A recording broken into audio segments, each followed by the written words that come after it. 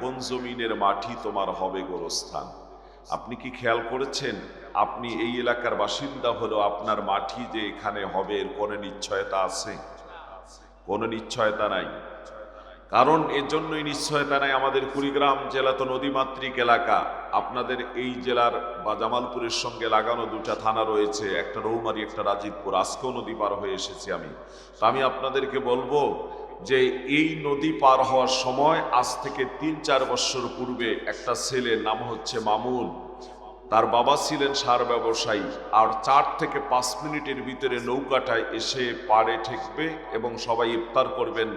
উপকূলে এসে ইফতারের ব্যবস্থা, সেখানে দোকানপাট আছে, পানি আছে। আর এমন সময় ওই ছেলেটা নৌকার ছাদ থেকে পড়ে যায়। পড়ে যাওয়ার পর ডুবে যায়। তাৎক্ষণিক নৌকা ঘুরায় তাকে উদ্ধারের চেষ্টা করা হয়, কিন্তু এত চেষ্টা করার পরও একবার শুধুমাত্র দুটো হাত দেখা গেছে, আর পরবর্তীতে তাকে আর উদ্ধার করা সম্ভব হয়নি। সারা রাত লোকজন খুঁজেছেন, দিনের বেলা মাঝি মাল্লা দিয়ে জাল দিয়ে অনেকভাবে খুঁজেছেন, সরকারি ডুবুরি দিয়ে খোঁজানো হয়েছে, পিছনে পর্যন্ত স্রোতের নদী একেবারেই 10 কিলো 15 কিলো পর্যন্ত খোঁজানো হয়েছে। এই সন্তানটার লাশই আর খুঁজে পাওয়া গেল না। তার মানে কি এর জমিনে কি মাটি জুটেছে, জানাজার জুটেছে, গোসল কাপন দাপন জুটেছে? জোটে নাই। শেষ পর্যন্ত তথ্য জানা গেল, তার পরিবার থেকে কথা আসলো, তার পরিবারের পক্ষ থেকে কথা আসছে 15 দিনের পর, যে তার বাবা নাকি অভিশাপ দিয়ে বলেছিল, সন্তান তোমার ভাগ্যে মাটি জমিনের জুটবে না। এই অভিশাপটা সাথে সাথে আল্লাহর দরবারে কবুল হয়ে গেছে। কি হয়ে গেছে? এজন্য আপনাদেরকে বলবো, পিতা মাতা কখনোই যেন ভুল বশত হলো সন্তানকে অভিশাপ দেয় না। অভিশাপ যখন দিয়ে ফেলবে, যদি ওই সময় আসমানের দরজা খোলা থেকে যায়, কবুল হয়ে গেলে আর কোনোদিন তা ফিরানো সম্ভব হবে না। বুঝাতে পারলাম? ফিরানো সম্ভব হবে না। তাই তো পিতার বরদোয়াই বুঝি কবুল হয়েছে, ওই সন্তানের ভাগ্যের মাটি জুটলো, লাশটাই পাওয়া গেল না। কোথায় গেল, কি হয়ে গেল? সম্মানিত ভাইরা, এজন্যই বলবো আজকে আমরা কিছু আলোচনা শুনবো, আনকমন আলোচনা। আল্লাহ পাক যেন আমাদেরকে কথাগুলি শোনার তৌফিক ইনায়েত করে দেন। এবং কথা বলবো মাত্র 1 ঘন্টা, 1 থেকে 1.25 ঘন্টা। কারণ হচ্ছে ফজরের নামাজও গুরুত্বপূর্ণ। ফজরের নামাজ যেন আমাদের কাজে না হয়ে যায়। পাশাপাশি যে বিষয়টা বলবো, আমি নিজে আপনাদের দোয়ার বরকতে কিছুদিন থেকে একটা অসুস্থতার নেয়ামত ভুগতেছি। আপনাদের শিরপুরে কানাসা খোলা একটা জায়গা আছে না? হ্যাঁ, ওই যে পাম্প থেকে, সিএনজি পাম্প থেকে পাশে, ওই দিকে এসে একটা মাহফিলে, তার আগের দিন মাহফিল ছিল সিলেট পার হয়ে একেবারে আপনার কি বলে ব্রাহ্মণ, আরে সুনামগঞ্জ থেকে এসে আমি ওখানে প্রোগ্রাম শেষের পর্যায়ে কালেকশনও হয়ে গেছে। তারপর হঠাৎ করে কি হয়ে গেছে আমি জানি না, অসুস্থ হয়ে নাকি পড়েছিলাম। অনেকে ধরে আমাকে আপনাদের সদর হাসপাতালে ভর্তি করা, এবং সেখানে শরীর থেকে ব্লাড নেয়, অনেক পরীক্ষা নিরীক্ষা ইত্যাদি করার পরও আমার যে ব্লাড নিয়েছে আমি তাও জানি না। তারপর আল্লাহ তাআলার মেহেরবানি, হয়তোবা আমি দীর্ঘ সময় পর হুঁশ পেয়েছি, জ্ঞান ফিরে এসেছে। ফিরে আসার পর আমি দেখি আমি হাসপাতালে। যা হোক, আমি তারপর থেকে অনেক নিয়মকরণ মেনে চলি, দূরের প্রোগ্রাম অনেক সময় বাতিল করে দিয়েছি। তো যা হোক, শরীরটা খুব একটা ভালো পারফেক্ট নয়, তারপরেও কিছু কথা আপনাদের মাঝে বলবো ইনশাআল্লাহ। এই সংক্ষিপ্ত সময়ের ভিতরে আমি আলোচনা শেষ করব ইনশাআল্লাহ। বলুন ইনশাআল্লাহ।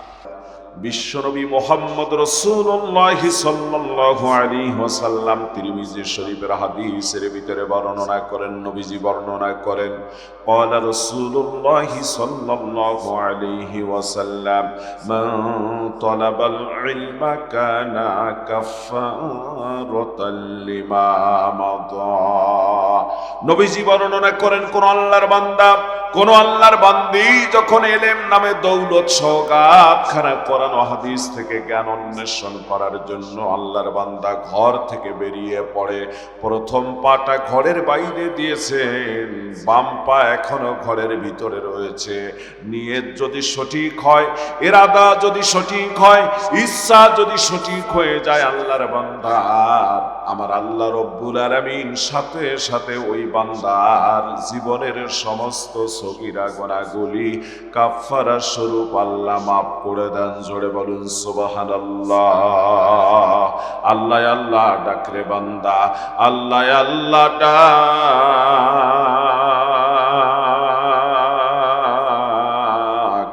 ডাকতে ডাকতে তোর জীবনের গুনাহ হবে মাফ। জোরে বলা যাবে কি সুবহানাল্লাহ।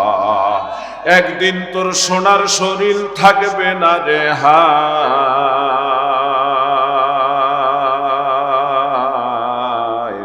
মাটির দেহ মাটির সাথে মিশিবে ধুলায়। মাঝে রবি জুমলা সাজে, দিনটা গেল বৃথা কাজে, এক পা কেবল পাড়ে আছে। ও ভাই এক পা দিছ না,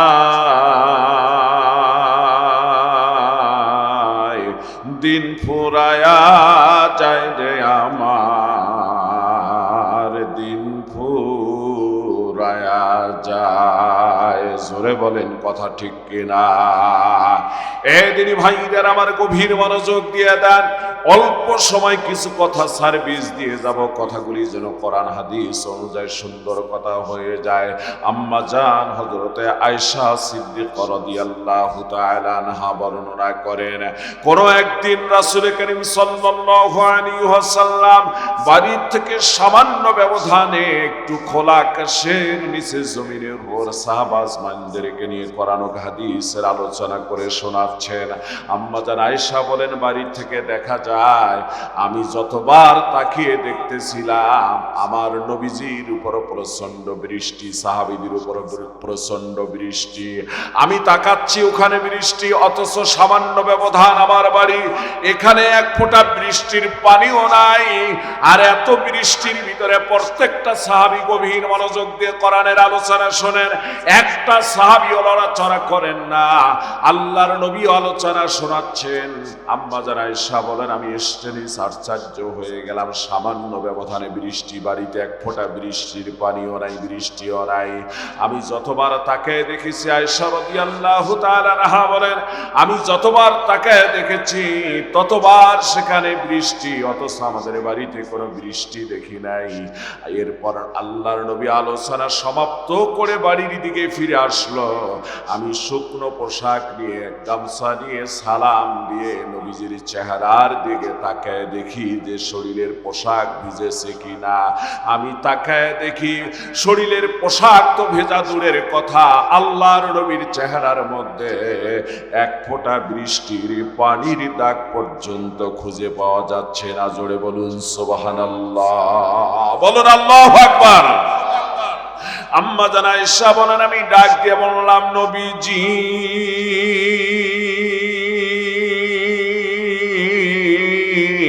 আপনি যখন সাহাবাজমানদেরকে নিয়ে আলোচনা করে শোনাচ্ছিলেন ইয়া রাসূলুল্লাহ, ইয়া হাবিবাল্লাহ, সেখানে প্রচন্ড বৃষ্টি হয়েছিল। আমি যতবার দেখেছি ততবার বৃষ্টি দেখেছিলাম, আমাদের বাড়িতে এক ফোঁটা বৃষ্টির পানিও দেখি নাই।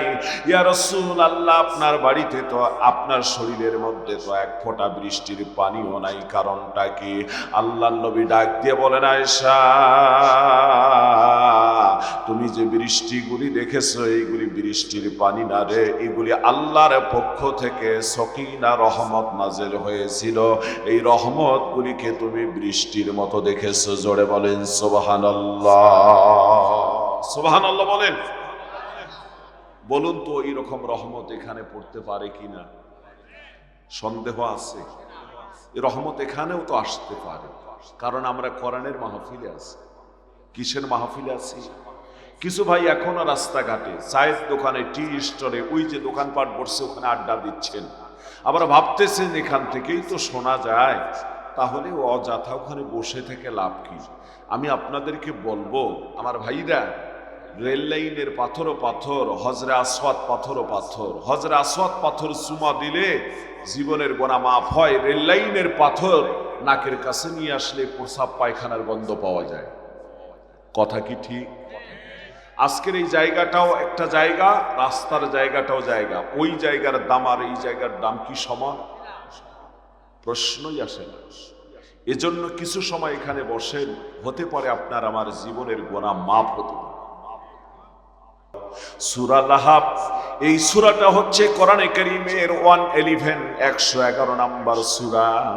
এই সূরার ভিতরে 5টা আয়াতে কারিমা রয়েছে, 77টি আমার ভাইরা।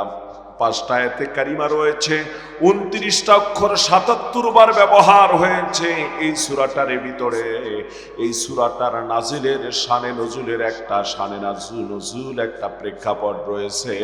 এই প্রেক্ষাপট থেকে আমি আপনাদের মাঝে সংক্ষিপ্ত আলোচনা শুরু করতে চাই।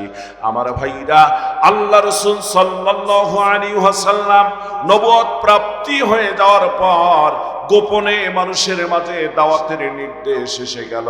2.5 থেকে 3 বছর পর্যন্ত নিকটতম ব্যক্তিদের মাঝে গোপনে গোপনে দাওয়াত দিয়ে ফেললেন।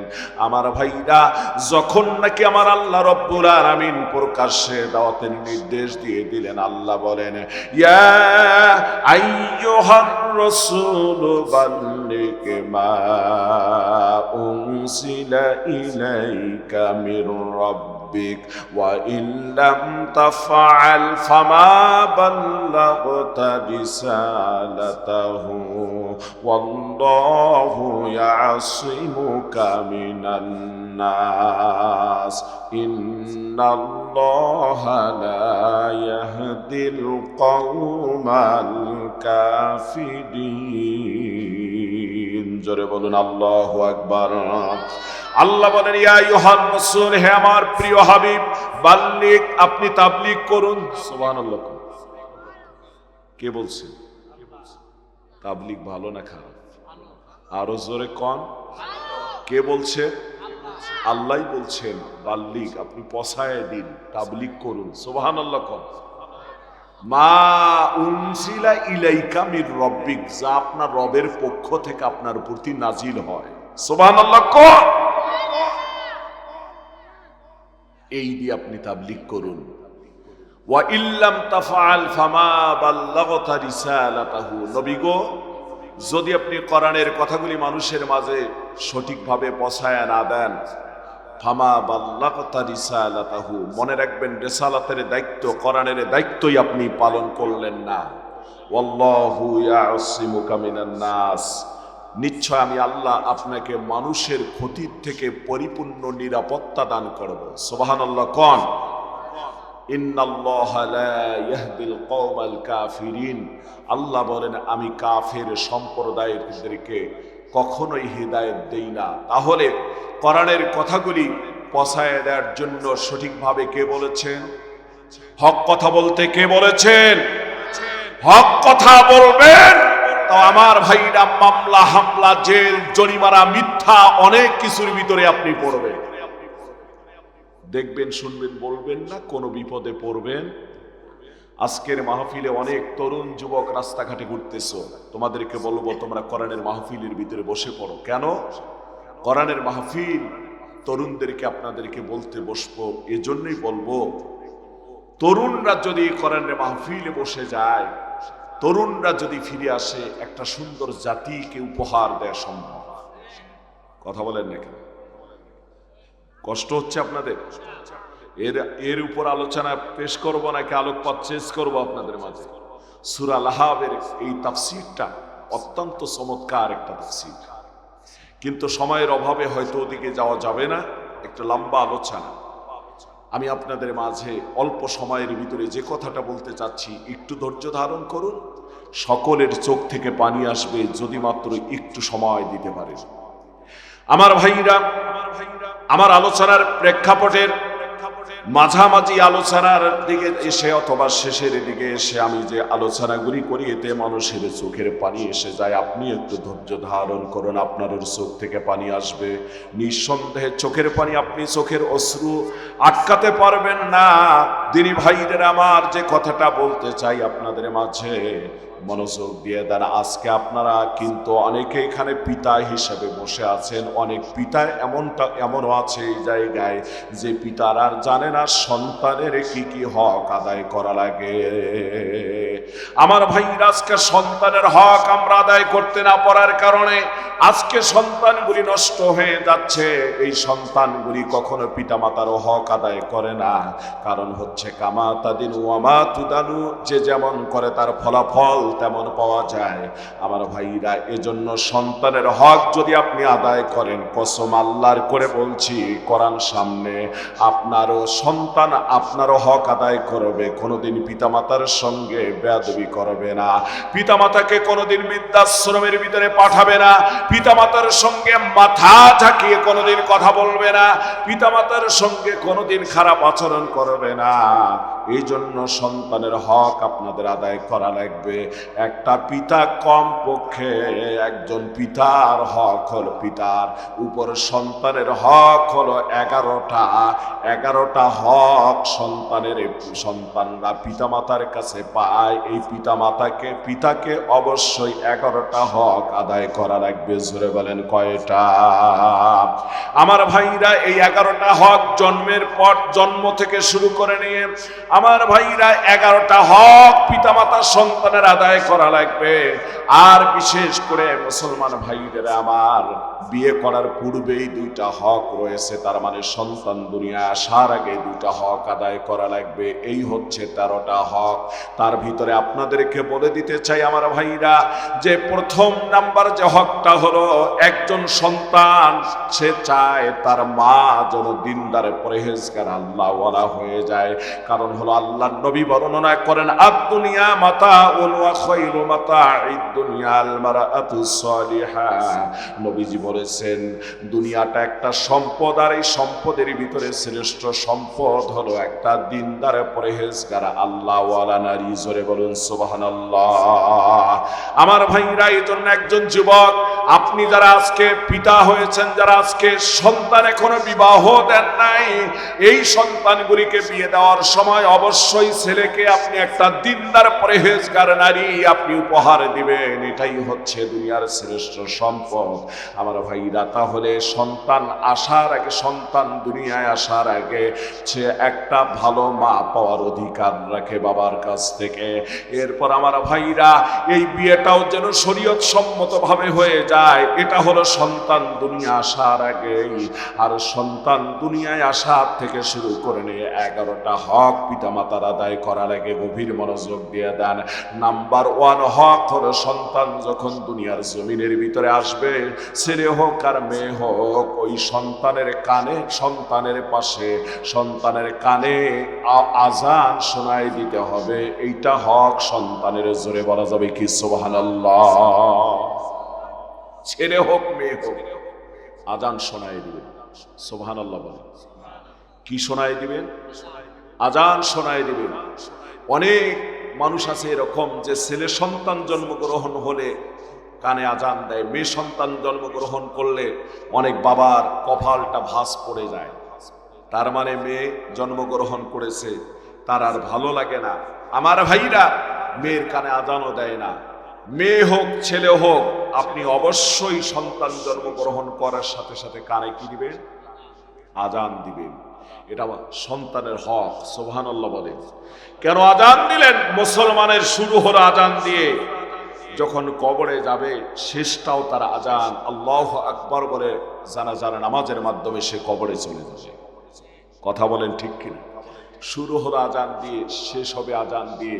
এই ছেলেটা আল্লাহকে কোনোদিন ভুলল না। আজকে তাহলে প্রথম নাম্বার হকটা শুনে নেন। সন্তান জন্মগ্রহণ করলে, ছোট্ট নবজাতক জন্মগ্রহণ করার সাথে সাথেই বাবা পাশে থাকলে বাবা দিবেন, অথবা জ্যাঠা দিবেন, অথবা দাদা দিবেন, অথবা দাদি মানে নানা দিবেন, অথবা আমার ভাইরা চাচা দিবেন, ফুফা দিবেন, যে কেউ হোক, আল্লাহর বান্দারা পাশে থেকে সন্তানকে একজনে কোলে দিবেন, বাকি তারপর আজান দিয়ে ফেলবেন। এটা সন্তানের হক। সুবহানাল্লাহ। কারা কারা সন্তানের জন্ম হওয়ার পর আজান দিয়েছেন? অল্প সংখ্যক, আর বাকিরা অনেকে দেন নাই। মেয়ে হলেও আজান দেবেন। ভাইরা আমার, এটা প্রথম নাম্বার হক। দ্বিতীয় নাম্বার হকটা হলো, এই সন্তান জন্ম হয়ে যাওয়ার পর তাকে তাহনিক করা লাগে। এই তাহনিকটা কি আপনাদেরকে শোনায় দিয়ে যায়। হযরতে হাসান রাদিয়াল্লাহু তাআলা আনহু জন্মগ্রহণ করার পর রাসূল করিম সাল্লাল্লাহু আলাইহি ওয়াসাল্লাম একটা খেজুর চিবায়া নবীজি এমনি হাসানের মুখে থুথুও দিয়েছিলেন। সামান্য একটা বালু পরিমাণ, সরিষা পরিমাণ একটা কণা আল্লাহর নবী নিজের মুখ থেকে বের করে হাসানের সেই জিহ্বার উপরে কিংবা তালুর সঙ্গে লাগায় দিয়েছেন, দাঁতের ওই দিক দিয়ে। জোরে বলা যাবে কি সুবহানাল্লাহ? আমার ভাইরা, এই জন্য একটা সন্তান জন্মগ্রহণ করলে দিনদার পরহেজগার আল্লাহওয়ালা কোনো আলেমের কাছে একটা খেজুরের অংশ খেজুর নিয়ে গিয়ে হাতের মধ্যে দিবেন। প্রয়োজনে আলেম সাহেব যদি ওটাকে একটা ফু দিয়েও দেয় অথবা ওই খেজুরটা মুখের মধ্যে লাগায় চিবায় একটা অংশ, কোনো একটা ছোট্ট একটা দানা ছিঁড়ে দিয়ে আপনার সন্তানের মুখের মধ্যে দিতে বলে, আশা করা যায় এই ছেলেটা বড় আল্লাহওয়ালা পরহেজগার, বড় আলেম হওয়ার সম্ভাবনা রয়েছে। জোরে কোন সুবহানাল্লাহ। এটা হলো 2 নাম্বার হক।